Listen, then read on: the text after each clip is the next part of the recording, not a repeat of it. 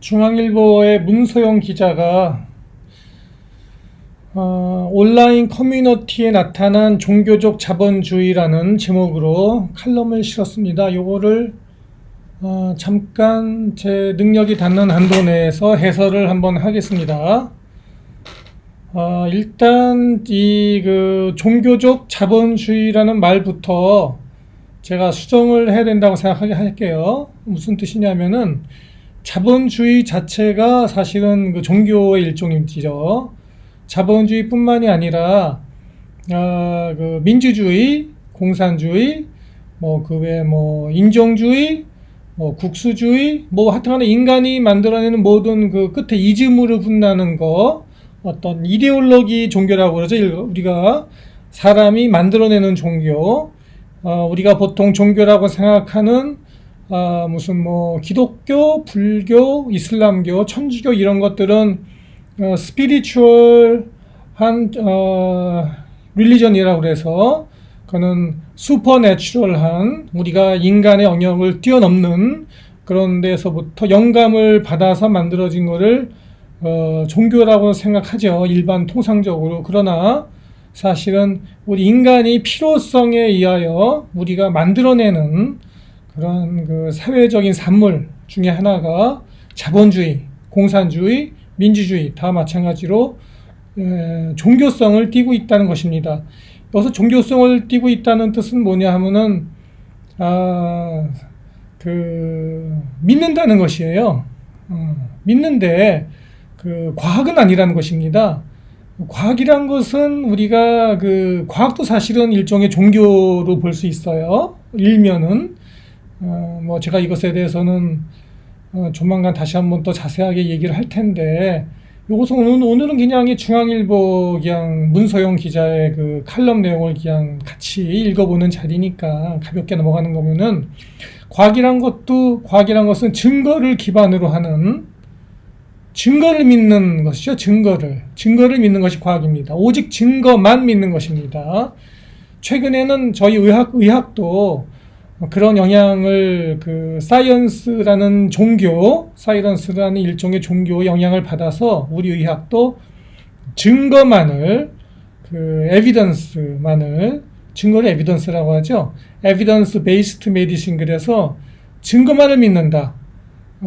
동양의학의 과거의 어떤 경험, 어떤 추론, 논리, 이론, 이런 것을 선생님의 말씀 이런 것을 믿는다기보다는 어떤 많은 사람들이 어떤 써본 경험 이런 걸 믿는다기보다는 철저한 과학적인 검증을 통한 논문, 증거 그런 것만을 믿는 의학이 최근에는 많이 이제 서양 의학을 중심으로 발달했죠. 한국도 그런 편인데 사실 한계가 있어요.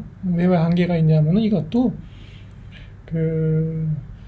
과학이나 의학에서 도대체 어느 정도까지 그 증거를 수집할 수 있느냐, 인간의 이 능력 하에서 한계가 있거든요.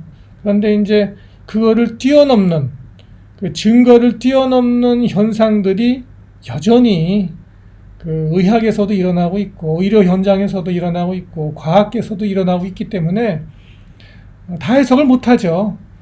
그러니까 이제 이론 물리학 이런 것이 나오는 거 아닙니까? 이론 물리학 이런 건 뭐예요? 증거가 없어도요, 그냥 순수하게 수학적 계산만으로 우주의 어떤 이거를 계산해내는 것이죠. 추론하는 것이죠.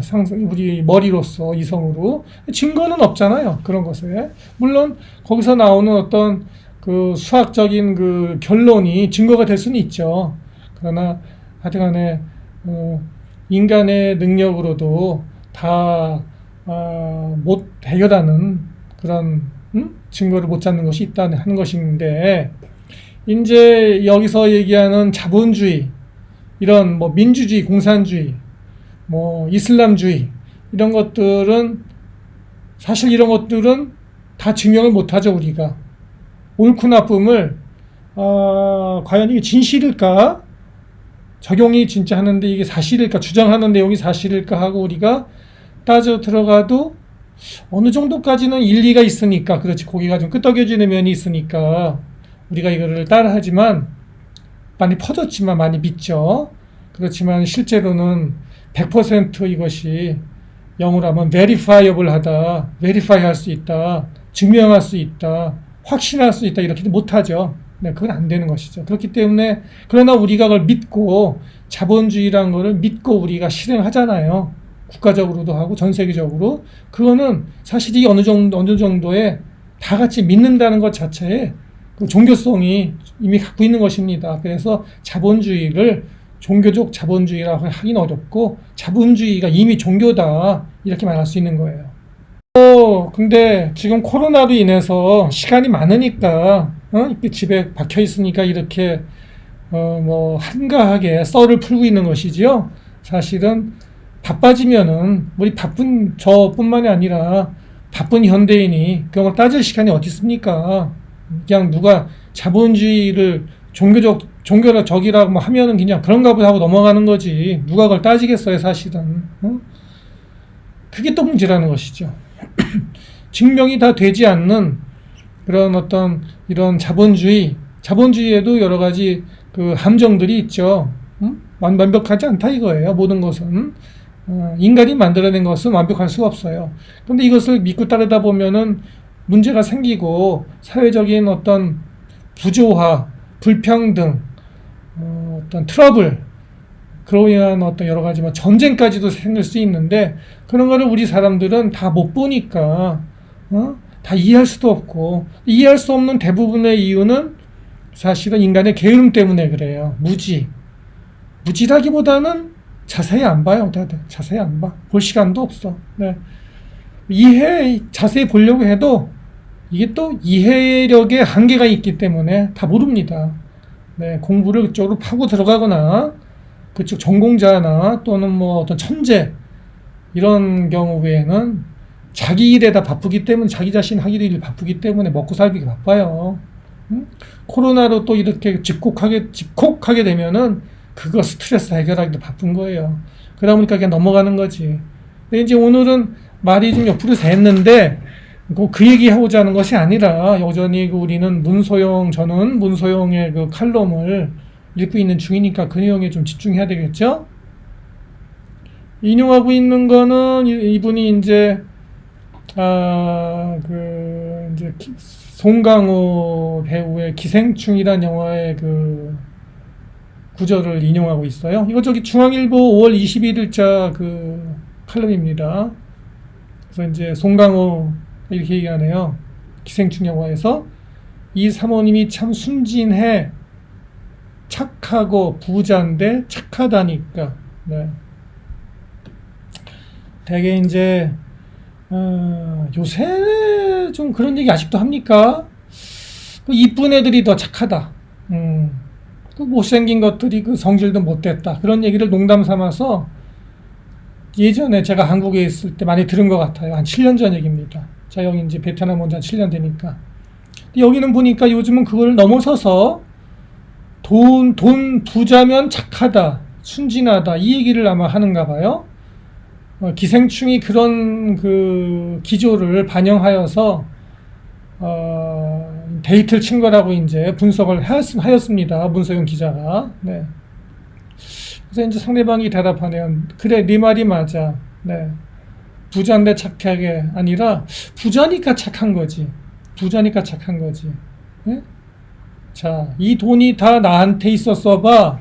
나는 더 착하지. 내가 더 착해. 착할 수 있어. 뭐 이런 대화를 하는 거예요. 네. 그래서 돈이 다림이야, 다림이. 돈이 구김살을 쫙 펴준단 말이야. 이런 이렇게 얘기하는 거예요. 돈이 구김살을 펴준다. 뭐 틀린 얘기는 아니에요. 네. 돈이. 네. 이게 바로 일종의 이게 틀린 말은 아닙니다. 제가 보기에. 왜냐하면은, 많은 그 돈을 갖고 있는 분들, 또 그런 유복한 집안에서 자라게 되면은, 뭐, 갈등을 겪을 가능성이 좀 줄어들죠. 그죠? 돈으로나 이런 경제적으로는 고통에서 가족이. 그럼 트러블도 좀 적을 테고. 그러면 구김살이 없을 수밖에 없죠. 그런데 문제는 당연히 그럴 경우에는 뭐 착할 수밖에 없는데 착하다기보다는 잘 모르는 거죠. 근데 이제 일반 이런 계층은 약 1% 아마 될 거예요. 사회적으로 1 내지 5% 정도 될 텐데 그렇다면 나머지 99% 내지는 95%의 사람들은 이렇지 않단 말이에요. 없단 말이에요. 없다. 그 없는 사람들은 어떻게 되느냐? 사실은 이게 더 중요한 문제일 수 있는 거예요. 그러면 없는 인간들은 구김살이 많을 수밖에 없고 성질도 못 되고 못생겨진다. 뭐 이런 또 반대적인 추론이 가능해지는데 이것이 과연 무슨 문제냐? 요 점에 대해서 우리가 생각해보자 하는 것이 이제 여기 오늘 칼럼의 주제인 것 같아요. 네. 그래서 이제 요즘 그래서 인터넷 커뮤니티에서 이제 써 있기를 나는 요즘 배달 일을 하는데 부자들이 싸가지 없을 줄 알았더니 오히려 더 친절했다. 부자들이 왜 싸가지가 없겠어요? 사람인데. 싸가지 없지 않고 대개는 다 좋은 사람들이죠. 네. 대화가 편안합니다. 부자들이. 네, 아무래도 부드럽고 예의 발라요. 사실이에요. 근데 왜 부자들이 싸가지 없을 줄 알았을까? 젊은이의 얘기입니다. 네, 또 여러 곳에서 편의점 알바를 해봤는데 가난한 동네일수록 진상 손님이 많더라. 네, 그렇죠. 가난한 동네가 악바리가 많고 먹고 살기 힘드니까 생존에 문제가 걸리게 되면은 힘들게 되면 사람이 성질 부리게 되고, 뭐 하나 이렇게 끼니를 쟁취하기도 힘든 거 아닙니까? 그렇게 되면은 진상 손님이 많게 되죠. 네, 그건 당연한 거예요. 그걸 갖다가 새삼스러운 건 아닌데, 네. 근데 문제는 그거는 당연한 일인데 그거를 이제 일반화 시켜서 크게 문제라고 써 있습니다. 보니까 성급한 일반화. 여기 이제 문 기자가 쓰기를 문 기자 맞죠? 이름이 뭐더라? 예, 문소영 기자. 문 기자가 쓰기를 성급한 일반화라고 썼는데 그러니까 이게 무슨 뜻이냐? 성급한 일반화가 그래서 무리해서라도 부자 동네로 가서 살아야 된다는 그죠? 네, 또는 자본이 착하다. 이렇게 이제 논리가 되어진다는 얘기인데, 이거는 사실은 아무 관계가 없는 얘기죠. 네. 자본이 착하고 안 착하고 그런 건 없는 것인데, 거기다가 이제 이런 자본이 착하다는 이미지를 씌우는 것인데 그거는 씌우는 것 자체가 오류인 것이죠. 잘못된 것입니다. 네. 근데 왜 최근 들어서 이런 얘기가 나올까? 그렇죠. 문 기자 말대로 문 기자가 어렸을 때는 부자는 악당이고 가난한 사람이 착하게 나오는 동화가 오히려 많았죠. 그렇죠. 예를 들어서 신데렐라 같은 동화 기억나세요? 그런 거 보더라도 신데렐라 또 콩쥐팥쥐가 이제 동양판 신데렐라라고 볼 수 있을까? 네.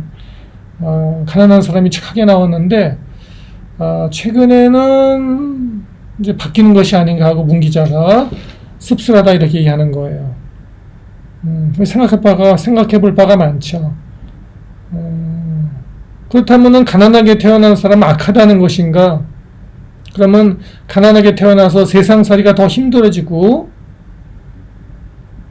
종교라는 것은 이거는 물론 자본주의가 우리 성스러운 다른 진짜 협의의 종교, 좁은 의미에서의 종교, 기독교나 천주교나 불교같이 이슬람교같이 그런 것이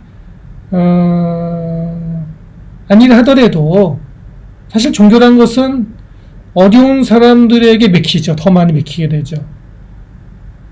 95% 내지 99%의 이 세상에서 개선될 여지를 찾기 힘들고 아둥바둥해서 겨우 살아가야만 하는 내 자손들에게 가난을 물려주는 것을 두려워하고 살아야만 하는 대다수의 사람들에게 사실 종교는 더 다가갈 수 있는 것이죠. 왜냐하면은 이 세상이 족같으니까 족같은 세상에서 결국은 희망을 줄 수 있는 거는 이 다음 인생에 대한, 그죠? 이생, 저승, 다음 인생, 또는 천국, 뭐 그런 것에 대해서 희망을 가질 수밖에 없는 현실을 맞닥뜨리고 있는 사람들에게 그런 종교가 더 다가갈 수 있는 것인데, 사실 이 자본주의나 민주주의, 뭐 공산주의 이런 새로운 종교, 이런 종교들은 저승에 대해서 얘기하는 게 아니라 이거는 지금 현실 세상을 얘기하는 거거든요.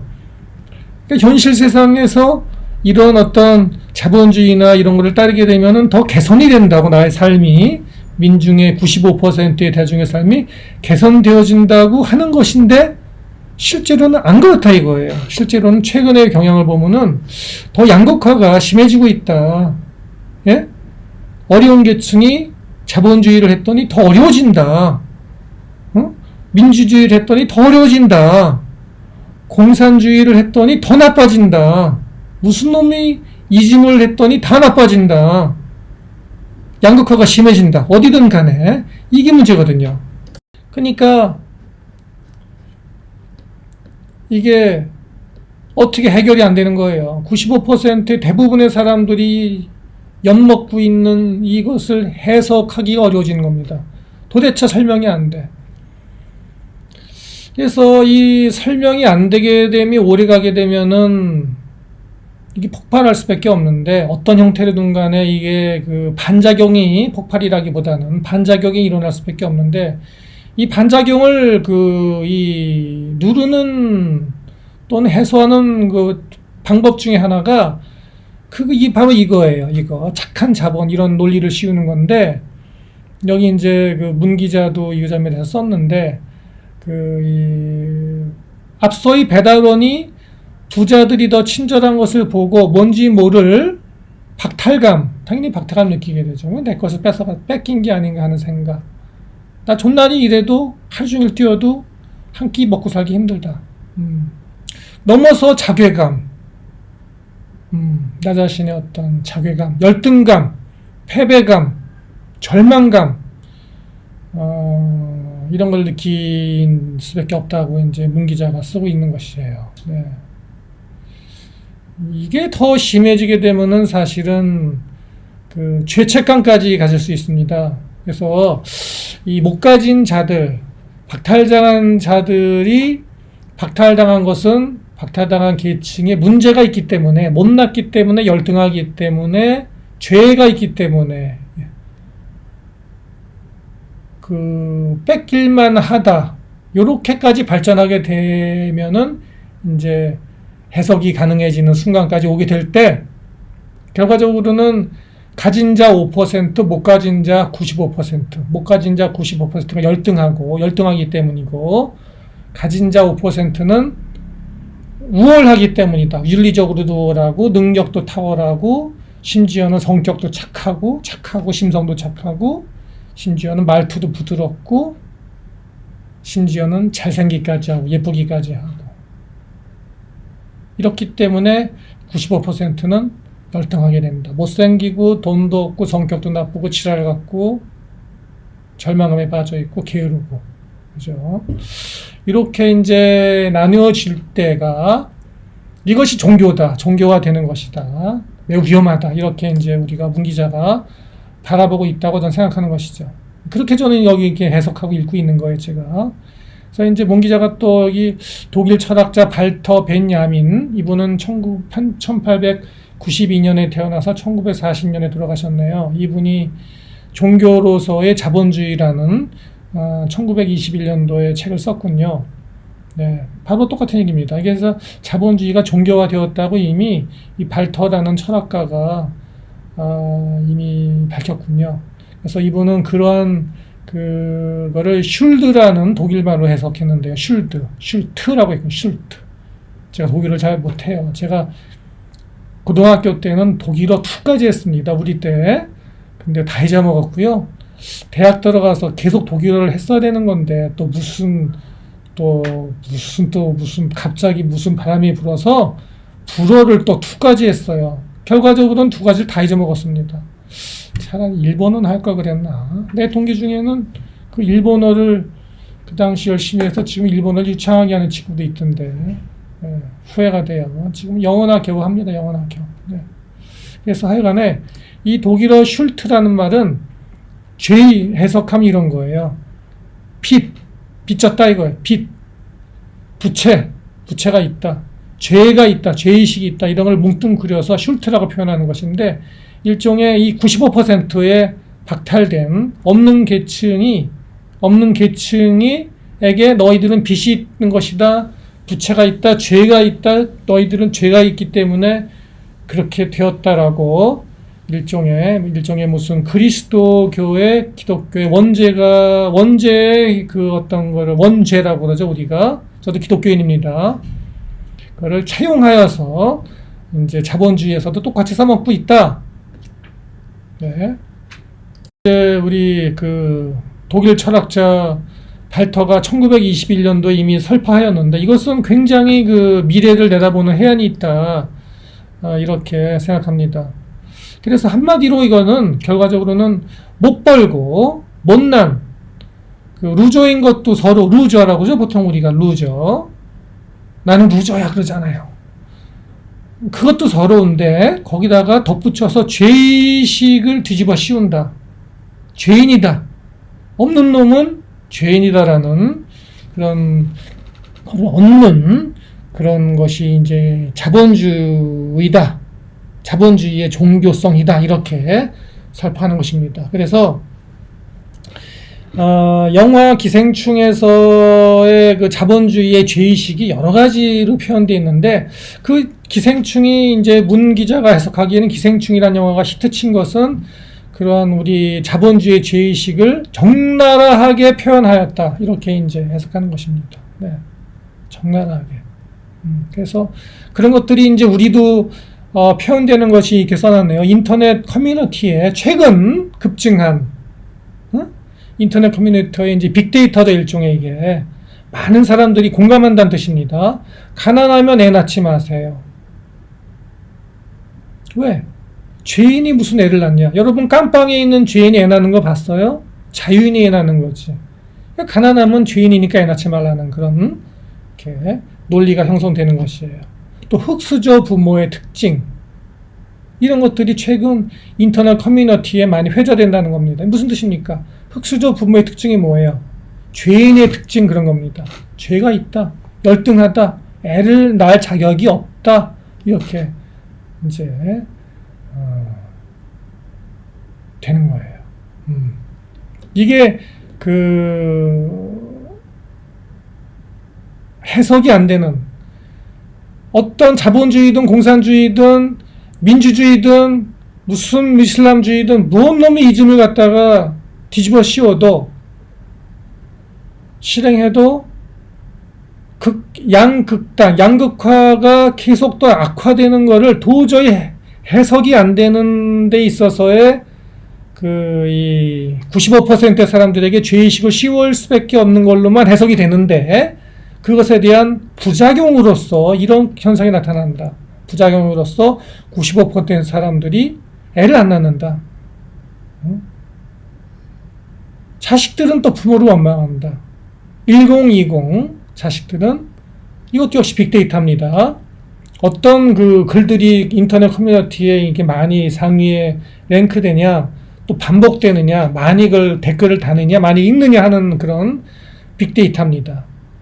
예를 들어서 1020 자녀들이 있죠. 자녀들이 부모들에게 표현하는 표현들이 보면은 무책임하게 나를 낳은, 왜 나를 부모가 무책임하게 낳느냐, 책임져 주지도 못하는 주제, 이런 뜻이죠. 심지어는 빨대 꽂는 부모를 원망하는 내용이다. 심지어는 없는 부모가 나에게 빨대까지 꽂는다. 여기다가 큰 빨대 꽂아서 빨아먹는다. 이런 내용들이 어린 자식들이 쓴다는 겁니다. 공감하고 있고. 심지어는 가난이 문제가 아니라 부모의 인성이 문제다. 이렇게까지 얘기한다는 거예요. 사실 가난이 문제죠. 그 인성이 문제가 아닌 것이에요. 그 사람도 충분히 이 사람도 인성이 문제가 된다는 부모라 할지라도 사실은 그 사람이 유복한 어떤 가정에서 태어나서 좋은 교육받고 형편이 먹고 살만하다면은 인성이 문제될 가능성이 매우 떨어지죠. 가난이 문제인 것이죠. 네. 그래서 댓글이 달리기를 반박하기를 가난해도 사랑으로 키울 수 있지 않냐라는 반론 댓글이 달리기도 하지만 여전히 아무리 사랑으로 키운다 해도 자식의 박탈감은 못 메운다라는 재반박이 달리곤 한다. 그죠? 자, 이런 문제들.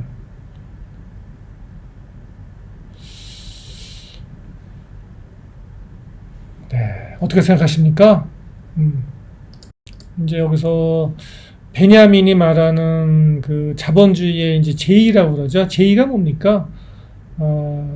아까 독일 철학자 얘기 같아요, 그죠? 그 종교에는 어떤 그 행위가 있잖아요. 종교 행위, 제례가 있잖아요. 천주교에 특히 그 제례 형식이 제사 형식이죠. 일종의 제사 형식이 굉장히 다양하고 아주 강한데 자본주의에도 이런 제사 형식이 있다는 거예요. 예를 들면은 시장 가치를 대표하는 매매나 투자. 예를 들어서 우리가 매매를 어떤 걸 사면은 집을 사면은 받는 게 뭐예요? 그 집 매매 문서 아닙니까? 우리 문서 한 장 이렇게 받아 들고서 이 문서를 하나 얻느라고 예를 들어서 몇억 원에서 몇십억 원에 몇천만 원 아무리 작아도 몇억 원에 투자하지 않습니까? 돈을 평생 번 돈을 예를 들면은 보통 사람이 돈을 다 바치잖아요. 거기다가 그죠? 종이 한 장 얻기 위해서 이 시장 가치라고 생각하고 근데 이 종이 한 장하고 이 수억 원 돈하고 이게 바꿀 만한 가치가 있겠느냐? 물론 이제 그 집에 가서 살고 이제 살 수 있고 집을 또 팔 수 있고 매매할 수 있고 또 전세를 드릴 수 있고 임대할 수 있고 하겠죠. 그러나 과연 그 많은 가치가 실제로 있느냐? 주식을 살 때 주식을 돈을 막 투자해서 넣는데 그냥 그 디지털로 이렇게 이렇게 하나 증서 하나 오는데 그게 진짜냐?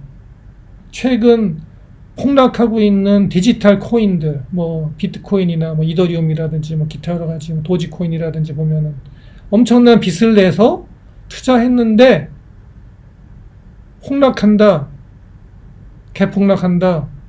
내가 받은 거는 여기까지 뭐 이렇게 뭐 증서 같은 거 받았는데 그거에 불과한데 이게 거기 사이트가 봉쇄되면은 그냥 제로다, 휴지 조각이다, 주식이다 이런 것들이 과연 그 존재가 실질적으로 있느냐 하는 것이 이제 독일 철학자의 질문인 것이죠.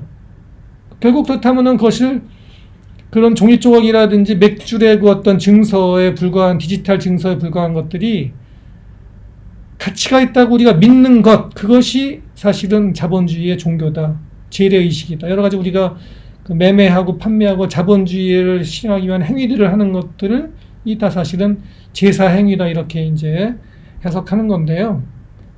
글쎄요. 하여간에 그렇게 해석이 가능한 겁니다. 일면.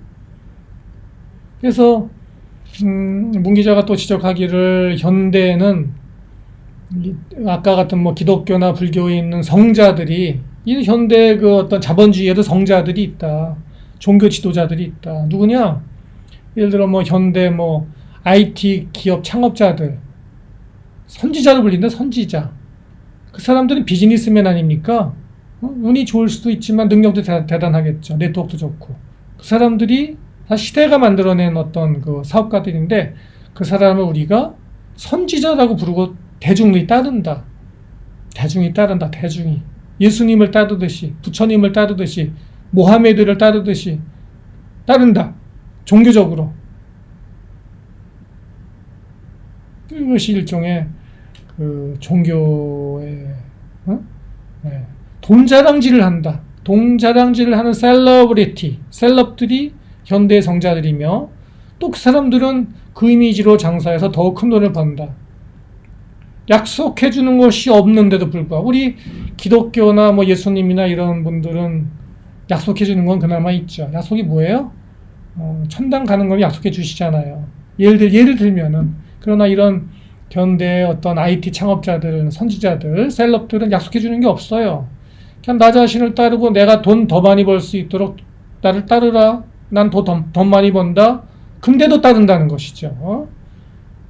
인간성의 이 한계라고 그럴까? 이게 뭐라고 그럴까? 이 쥐떼 같은 그런 근성인가? 잘 모르겠어요. 네. 그런 것이 사실은 인간은, 왜냐하면은, 왜 그럴까? 우리 인간은 어려우면은 이 95% 내지 99% 사람들이 좀 살기 힘듭니까? 네? 저도 95%에 속해는 사례라고 볼 수 있습니다. 저도 의사지만은. 네? 안 그러겠어요? 95% 속했다고 봅니다. 저도. 그럴 때 어려운 사람들은요, 특징이 뭐냐? 지푸라기라도 잡게 되는 거예요.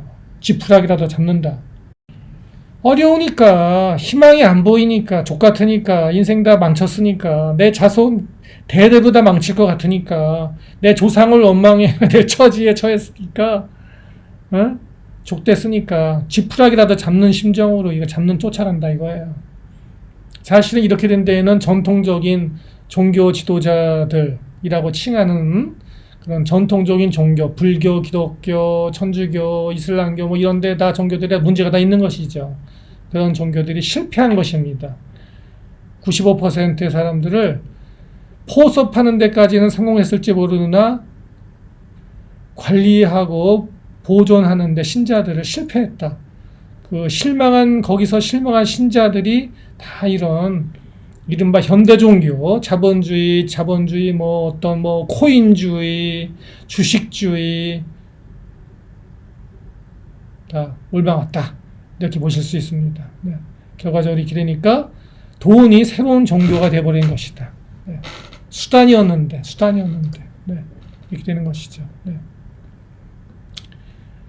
그래서 이 자본주의가 새로운 종교가 된 것은 전 세계적인 현상인데, 기생충이 칸 황금 종려상과 아카데미 작품상을 휩쓴 것도 그 현상을 사실은 맛깔나게 풀어냈다. 그래서 세계인의 공감을 얻은 것이다. 거꾸로 보면은 세계인들이 이미 그런 것에 시달리고 있다. 이렇게 해석을 하는 수밖에 없는 것입니다. 특히 이 현상은 한국의 청년층에서 유난히 더 두드러질 수밖에 없는 것이 한국의 어떤 이 사회 현상을 볼 때 10대, 20대, 30대들이 더 많이 박탈당했다. 다른 계층에 비하여. 이렇게 해석이 될 수 있기 때문입니다. 네. 한국에 여기 이제 그래서 정치학자 함재봉 그 학자 아십니까? 저도 가끔 그분의 유튜브를 보는데 이런 학자들의 의견에 따르면 하여튼간에 한국인들의 이 정치권은 너무 윤리적인 걸 따진다. 선악을 따진다. 전 조선시대부터 시작해서 고려시대는 안 그랬을 것 같아요. 역사를 보면은 주로 이제 성리학이 도입된 조선시대 한 중기 이후부터 조선시대 초기에는 안 그랬던 것 같고 중기 이후부터 선악, 나쁜 놈, 좋은 놈을 많이 따지기 시작하고 정사, 우리 무협지에 정사 있잖아요. 정하고 사는 악독한 거, 사악한 거 따져서 지배층은 정이고 피지배층이 사고 지배층이 윤리적으로 선하고 피지배층은 악하고 이런 걸 씌운 다음에 악하고 사악한 존재들은 착취되어야 할 정당성을 띄고 그래서 같은 동족끼리 지배층이 피지배층 같은 동족을 조선시대 내내 현대에 이르기까지 착취하고 있다. 이렇게 이제 해석하는 것이죠. 네, 그래서 그러면서도 도덕 지향적인 지배층은 사실은 가장 부패한 어떤 도덕적으로 부패한 세력이고 사실은 계층이고 그거를 포장하고 있고 그거를 간파하는 젊은 층들 10대, 20대, 30대들이 반항하는 것이다. 이렇게 이제 해석이 되어지는 것입니다. 네. 이렇게 이제 해석이 이제 된다고 최근 이제 내로남불 또 조국 사태, 윤미향 사태에서 이런 것들을 청년층들이 깨달았다. 이렇게 문 기자는 해석을 하고 있어요. 염증과 환멸을 느낀다는 것입니다. 네. 문제는 이에 대한 반작용으로 희한해요. 반작용으로 또 사실은 이 그 양극화, 부의 양극화, 이 계층 간의 사다리가 걷어차여져서 이제 없어진 것, 계층 간의 이동이 어려워졌어요. 그래서 이 부를 갖기 어려워졌습니다. 일반 계층이 95%, 99%, 99%가 95%라고 할까요? 이제 사회적 부를 쟁취하기가 어려워졌어요. 계층 간 이동이 어려워진 겁니다. 그런데 오히려 그러한 부를 적극적으로 추구하게 되었다는 것이죠. 아이러니라고 이제 쓰고 있죠. 이분 기자가. 희한한 겁니다, 이거는. 그러면 더 이상 가질 수 없는 것으로 사회적 구조가 되었는데 그거를 배척해야 될 마당에 오히려 가질 수 없는 것이라 그럴까? 그림의 떡이 더 맛있어 보입니까? 아니면 이웃집 사과, 못 먹는 사과가 더 맛있어 보입니까? 이웃집 여자가 더 맛있어 보입니까?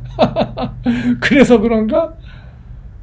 그래서 오히려 더 그 부에 대한 부를 맹목적으로 추구하고 찬양하는 것이 종교적 수준에 이르렀다 하는 것이 이제 문 기자가 지적하는 것이에요. 네.